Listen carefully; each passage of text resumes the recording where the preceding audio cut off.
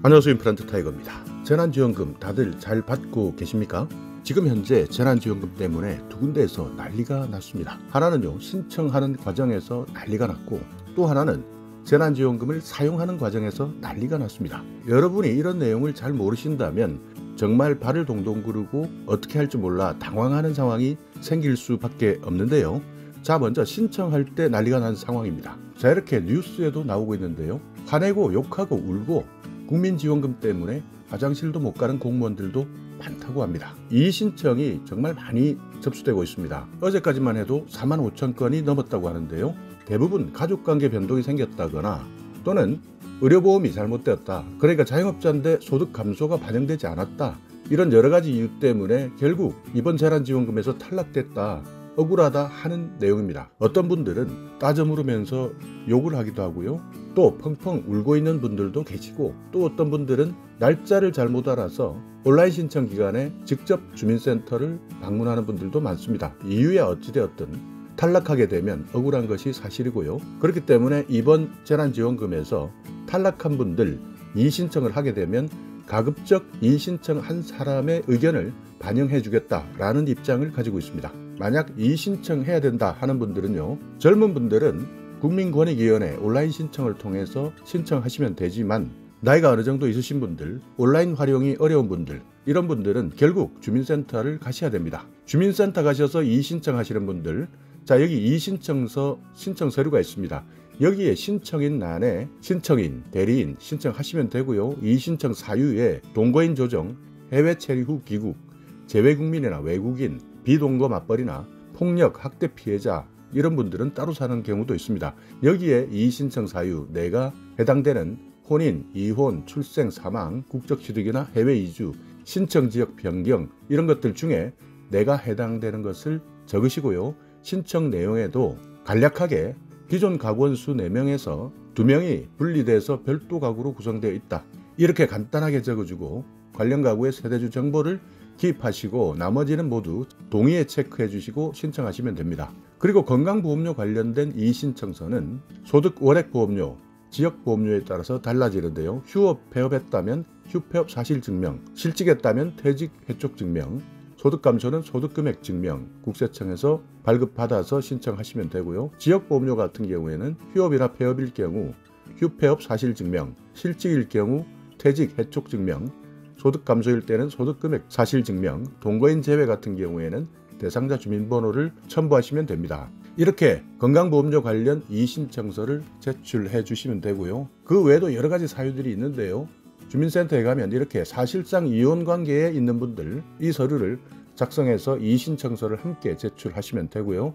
양육사실확인서, 그러니까 실제 주소와 양육하는 분들이 다를 경우에도 여기에 양육사실확인서를 작성하셔서 신청하시면 됩니다. 그러니까 이렇게 이의신청서, 가구조정과 관련된 신청서도 있고, 건강보험료와 관련한 이의신청서도 있고, 그 외 각종 사실상 이혼관계 확인서나 양육사실 확인서, 이런 것들이 주민센터에 비치되어 있기 때문에 오늘 이 영상을 보시고 이의신청하는 길이 있구나, 가서 내가 해당되는 내용을 잠시 생각해 보시고 여기에 있는 이의신청서를 잘 작성하셔서 신청해야 하는 것이지, 현장 주민센터에서 감정적으로 아무리 따져봐도 시간만 허비할 뿐 공무원 입장에서도 아무런 해결책이 없을 겁니다. 그렇기 때문에 이의 신청하시는 분들, 이런 서류가 있으니 주민센터 가시면 먼저 서류부터 확인해 주시기 바랍니다.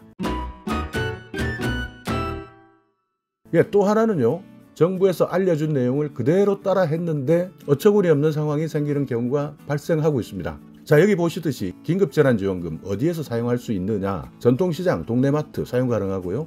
주유소도 마찬가지, 음식점, 카페, 빵집, 편의점, 병원, 약국, 미용실, 안경점, 서점, 문방구, 어린이집, 유치원, 학원, 여기에서도 다 사용 가능합니다. 그러니까 대부분 대기업을 제외한 일반 소상공인이나 자영업자들은 대부분 사용할 수 있는데, 여기에서 배달앱을 사용할 때 문제가 발생하고 있습니다. 자, 여기 보시듯이 배달앱은 모바일 결제가 안 된다, 긴급재난지원금 사용 불가다, 이렇게 나와 있는데요. 다만 배달앱에서 배달원을 통한 현장 결제를 할 때는 긴급재난지원금을 사용할 수 있다, 여기에서 문제가 발생하고 있습니다. 우리나라에서 가장 많이 주문하는 방법, 배달의 민족, 쿠팡이츠, 요기요 이렇게 배달 주문하는 방법이 많이 있는데 정부에서는 이렇게 배달 앱들이 입점 업체들로부터 높은 수수료를 챙기기 때문에 원칙적으로 배달앱에서 지원금을 결제하는 것을 막고 있습니다. 그런데 앱에서 결제하지 않고 만나서 직접 결제할 때는 재난지원금 사용이 가능하다 이렇게 밝히고 있지만 배달원이 가지고 있는 단말기가 무엇이냐, 그리고 실제 배달된 음식점이 지역사랑 상품권 가맹점이냐, 이런 여러 가지 복잡한 것들이 있는데 여기에 모두 다 맞아야 결제가 됩니다. 그러니까 배달원이 가지고 있는 단말기가 배달앱 자체 단말기를 가지고 있다 라고 한다면 사용이 안 되는 것이고요. 또 식당 자체 단말기임에도 불구하고 지역사랑 상품권 가맹점이 아니면 또 결제되지 않습니다. 그러니까 한번 상상해 보십시오. 현금도 없고 다른 카드도 없는 상황에서 재난지원금 믿고 음식을 주문했는데 배달원이 띵동 우리 집 앞에 서 있는데 결제가 안 된다 자꾸 나온다면 얼마나 당황스럽겠습니까?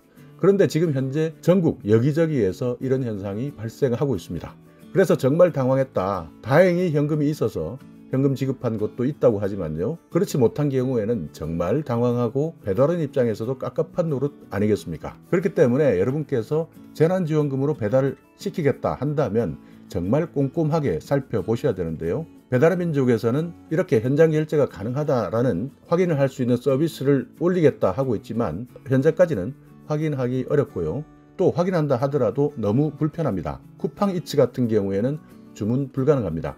그러니까 재난지원금 자체를 가지고는 쿠팡이츠에서는 사용할 수 없다. 요기요 같은 경우에도 현장 결제 기능이 있긴 하지만 배달의 민족과 마찬가지로 주문하기 메뉴에서 결제 수단을 찾아야 되고 또 여기에서도 지역사랑 상품권 사용 가능한 매장이냐 이런 것들을 다 찾다 보면 너무나 복잡하기 때문에, 그리고 또 잘못해서 눌렀다가 아까 말씀드렸던 황당한 상황 만날 수 있기 때문에 가급적이면 이번 재난지원금 배달앱으로 주문하시는 것은 정말 조심해서 하셔야 될 것 같습니다. 자, 오늘 이렇게 5차 재난지원금 정말 신청할 때부터 말이 많고 또 사용하는데도 아직도 말이 많습니다. 난리난 곳들이 이렇게 많이 있는데요. 신청하실 때 이 신청하실 분 미리미리 서류 신청 어떻게 하는지 다시 한번 확인하고 가보시고요. 그리고 이 신청하게 되면 대부분 신청자의 입장을 반영한다고 하니까 혹시 내가 못 받는다 이런 억울함이 있다면 이 신청 꼭 해주시기 바라고요. 그리고 재난지원금 사용할 때 식당, 음식점을 이용하고 싶다면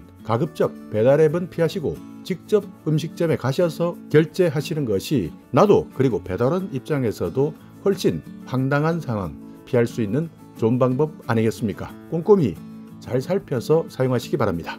자, 오늘 영상 여러분께 조금이나마 유익한 정보가 있었다면요. 오늘도 구독 그리고 좋아요 부탁드리겠습니다.